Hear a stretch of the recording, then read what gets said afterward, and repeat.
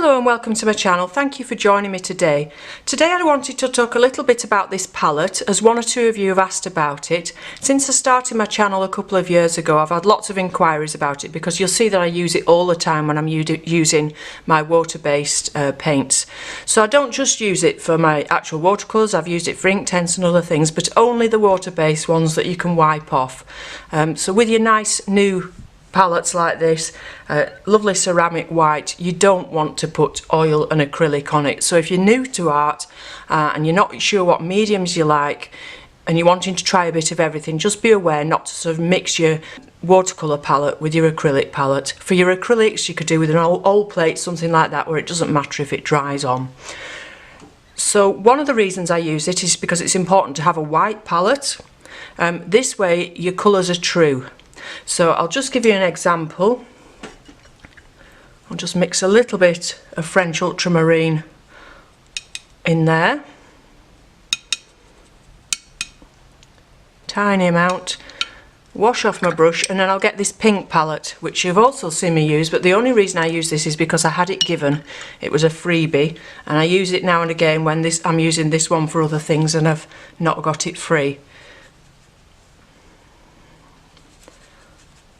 So we've got a similar amount of paint and water in there, but look at those two different colours.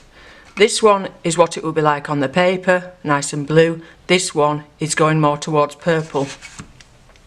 So obviously if we put them on the paper, we've got the same colour, which is like this because it's against the white of that palette. So for beginners, don't use a pink palette or a coloured palette unless you're very confident about your colours. The other thing is, you'll have noticed that I do all the time on my videos, is I have a piece of white paper to work on. So as well as the pad that I'm working on, the underneath is white paper. So again, the same reason, we can check colours. Now you'll see that this white is a lot brighter than this one. Ideally, if you're very choosy about your colours and you're doing something very special where you want your colour matching to be exact, you need to practice your colours, or test your colours should I say, on a paper that is the same whiteness, because even though a paper says it's white, they're all different. There are so many different whites, so check that as well. And that's also a good reason to put a margin around your work. You'll have seen me do this quite a bit. If you pop a margin around your work, then you can just test your colours down the side. It's the same colour that it's going to be on your work. So we'll abandon this one because, like I say, I use it because it's a good for a spare. I had it given, so I wasn't going to waste it. It'd be okay to use for things like acrylics as well. So I'll just pop that to one side. So that was the first reason you need a white palette, is the first reason why I chose this one. Another reason is it's nice and heavy, so it doesn't move around on the table. It sits nice and flat and it doesn't wobble about. So it's ceramic. We've got one nice big well in the centre for making up some big washes for doing skies and things. 3 down this side, 4 down this, different sizes. And then it's got these little grooves to pop your brush in. So that's handy when you leave maybe for lunch or whatever, and you can just leave your brush there so it's not dripping wet. It's not sat in water, it can freely drain. Okay, so that was the reason I use this palette and the reason I like it a lot. It's actually by the SAA, which is the Society for All Artists, and although they're UK based, you can buy these in the USA as well. So I will put the links down below, both to the UK link and the US link, which I do in most of my videos. So if you always check out the description in my videos, you'll see the links to the products there, both UK and US. Don't worry if you're not in the United Kingdom or America, you can still follow those links and it'll redirect you to your own country. But I can't say whether this is available in all countries. I'm not sure how far. I'm sure it'll probably be available in Canada. So that's the palette. Now, whilst I was talking to you about that, I thought I would go through some of my favourite colours as well, which might help some of you who are beginners, and one or two things that you really should always have to hand. So I've always got a spray bottle to hand, and first thing in the morning, I've already done it today, but first thing in the morning I always give my palette a spray. It just makes it a lot easier to lift the colours off. Obviously if you're working straight from tubes, that's not going to be a problem, but if you're working from pans, give it a spray first thing in the morning and it's easier to lift off.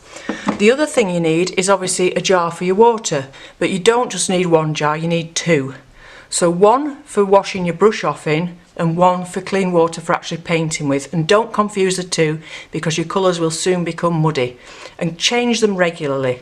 You know, it's very quick and easy to pop to the tap and change them and not be working with dark muddy water. It's easy to let your water go muddy when you're busy concentrating on your painting and you're enjoying what you're doing, but do be aware to keep changing your water and always have it nice and clean to get a nice clean watercolory look on your painting. So you can see mine are always marmalade jars, because I go through quite a bit of marmalade. So with the brushes, I mean, this is something I've been in more depth with other videos as well. I have lots of different sizes and shapes of brushes, but I usually use for lifting off my paint from my palette, from my paint palette into here, is a synthetic one, so an older synthetic brush. I don't use my best sable brushes for lifting the paint, because you can soon damage your brushes. But just be careful how you're doing. I've seen a lot of people sort of scrubbing away like this, and the bristles on the brush are going in all directions, and you're thinking, oh gosh, they're going to spoil that brush, it's going to soon be ruined. Just lift it carefully, brushing it off, not scrubbing. Okay. So to go through my favourite colours, I've already started with one, so French Ultramarine is the first one that I would always recommend. So in the blues, I've got three that I use a lot. The Cerulean, using that quite neat, pop a bit of water in there. So Cerulean Blue, a bit more for maybe Mediterranean skies, a bit paler than the Ultramarine. And brighter. The thing with the cerulean is it granulates, so if you mix it with other colours they sort of separate out, which can make some really lovely effects. And the other blue that I use a lot of is the Cobalt Blue.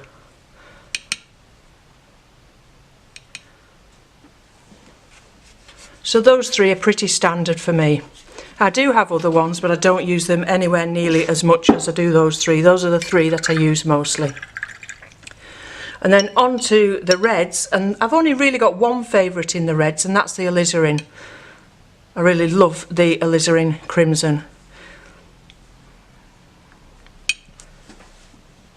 You know, and a little bit of red in your painting is always going to make it pop and give you a little bit of interest. Now I'm just going to mix some of that into the cerulean, which makes rather a pretty colour on its own, and you'll see what I mean as it dries about it granulating. Some colours granulate more than others, and some granulate differently with the different ones that you mix them with. And as far as yellows go, I like my sienna.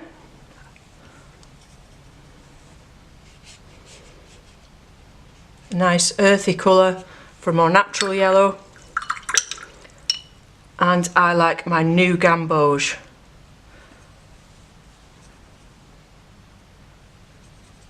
Which you can see is lovely and bright. And just watch what happens when you put the new gamboge quite neatly into these wet blues, and how it sort of doesn't mix too much to make green. With other yellows, I'll just get you a cadmium, and you pop that on top of your sky, and you end up with a lot of green in your sky. You'll see that those change as they're drying. The gamboge tends to push the blue away, so it stays a truer yellow, whereas I've actually put quite a lot more of the cadmium on than I have of the gamboge, but you'll see with the cadmium it just mixes with the blue underneath to make a green. I'll pop a bit more of the gamboge down here, and you can see what I mean about it pushing the other pigments out of the way as it dries. So those are the primary colours that I like to use, and you can now see it's starting to dry just a tiny bit, but you can now see what I mean about this granulation between the cerulean and the alizarin here, and what beautiful colours it's making. You know, you can imagine this little bit here being on something like a limestone wall where it's those pinky greys, and in fact if you made that into a grey by adding a little bit of yellow to that, that would make a really nice stony colour. A little bit more cerulean for a limestone where it's all sort of separating and making those colours that you see in the stone. Okay, so those are the primaries that I use, and in addition to those I have one really firm favourite, which is burnt sienna. I mean, all the earth colours are good for doing landscapes and things, obviously, and it's good to stick to those if you want a very natural looking landscape. But I love sienna for all sorts of things. I use it a lot in animals and things like that, you know, horses and all sorts of animals really. And I like it mixed with the ultramarine to get a nice dark colour. So I don't really use black. I did do a video the other week on blacks and greys, I think, and talked about this mix where I use the ultramarine and the burnt sienna rather than using a black. Make it nice and thick with a lot less water. And you can see how you can get some nice dark colours with that, but that sienna, the redness of this sienna just makes it a much richer colour. But we all have our own personal favourites, and my favourites might not be yours. You need to get to know your colours and choose which ones you like to work with.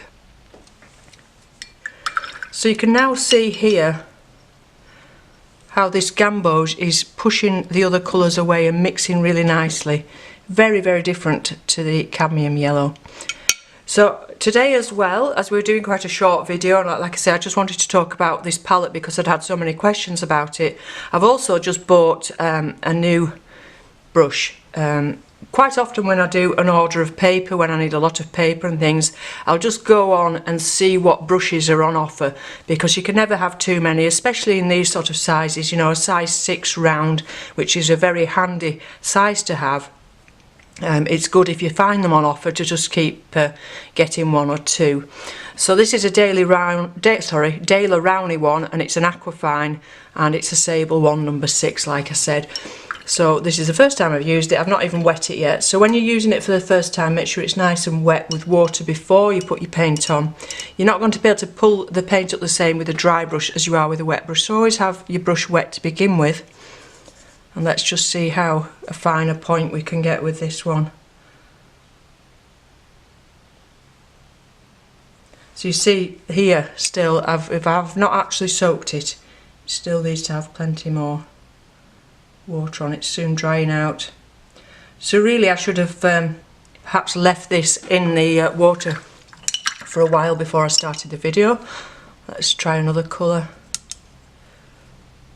So by varying the pressure, you're going to get different widths of line. You can go nice and fine with that nice, it's got a nice tip to it. So always look for brushes that have got a nice tip, that go to a nice point at the end. But when you get a new brush, it does take a little while to get used to it and what it can do and how much paint it holds, because that's important, the amount of paint and water that your brush holds. So using it on its side, we can use the dry brush technique, which you can imagine you could use for water.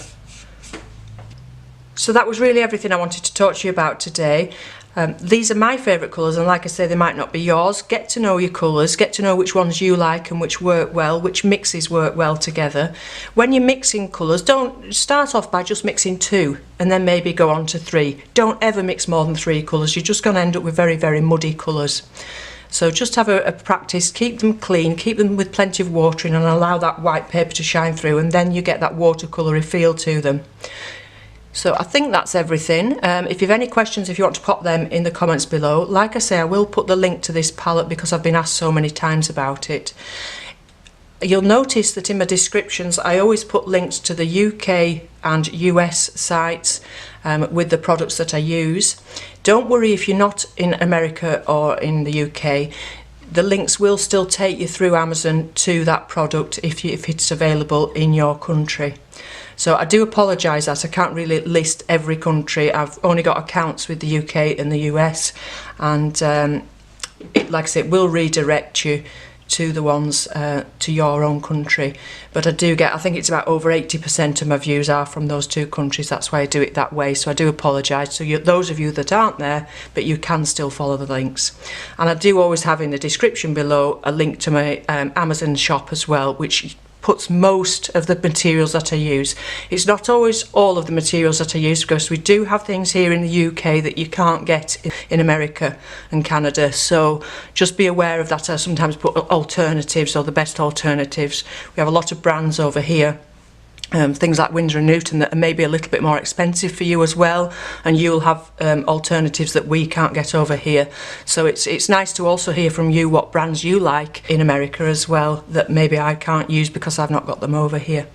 Okay, so thank you very much for watching, and I'll be back with you again soon. If you have any ideas for videos that you would like me to do, if you want to pop those in the description, in the comments below, and I'll get back to you as soon as possible.